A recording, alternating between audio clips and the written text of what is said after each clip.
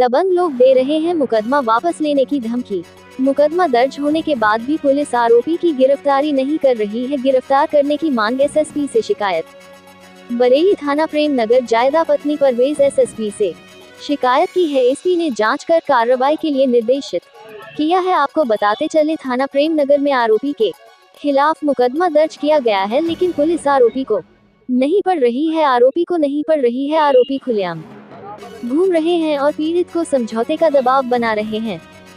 समझौता नहीं करोगे तो जान से मार देंगे। आपको बताते चले, फरहीन पत्नी रिजवान पुत्र इमरान, सायमा मोहसिन सलमान कामरान मोहल्ला बूर सायमा के घर पर है। सायमा मोहसिन लगातार आरटीओ के कहने पर पीड़ित परिवार को डरा धमका रहे हैं। आपको बताते चले, फरहीन के उत्पीड़न से परेशान होकर सुसाइड कर ली थी, जिसकी सुसाइड का साक्ष्य है। पीड़ित ने अधिकारियों से आरोपियों की गिरफ्तार करने की मांग की है। अब देखना ये होगा, थाना प्रेम नगर पुलिस आरोपियों को गिरफ्तार करती है तो बेटे का न्याय मिल पाएगा नहीं।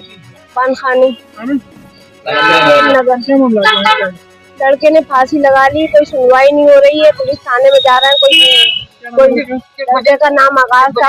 एक लड़की ने फंसा लिया था उसको, उसका पैसा 5 लाख रुपए जेवर उवर सब खा के बैठ गई। उसे लड़की रामपुरे की है, उसका नाम फरहीन है।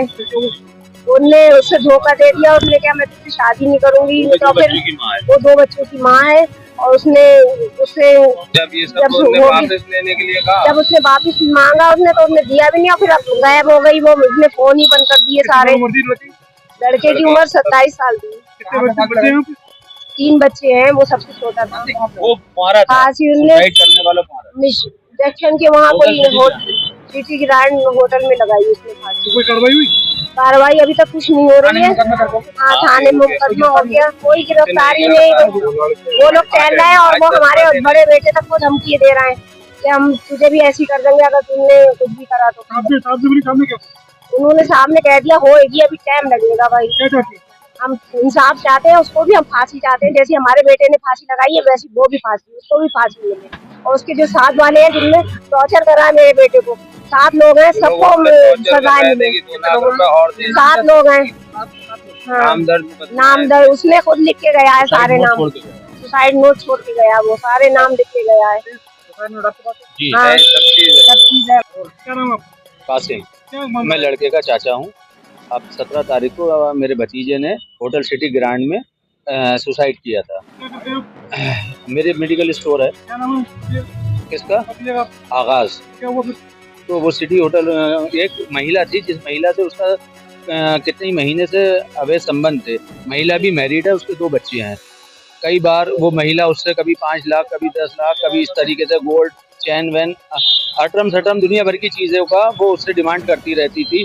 और जहाँ भी उसकी शादी लगती थी उससे कहती थी कि मैं तू यहाँ से शादी को ख़त्म कर, मैं तुझसे शादी करूँगी।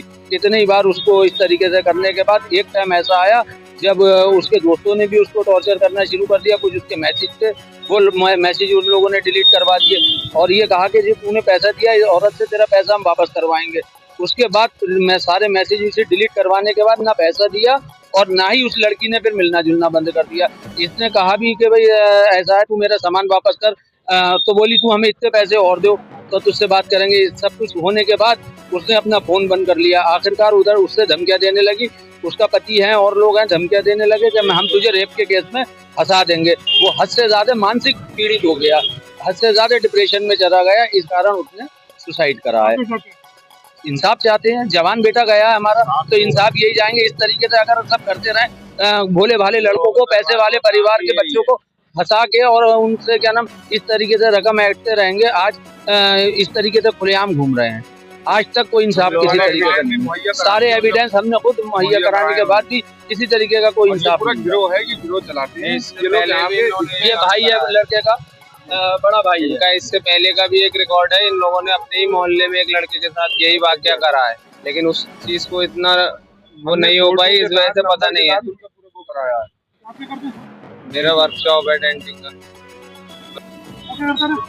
बेकरी थी अपनी।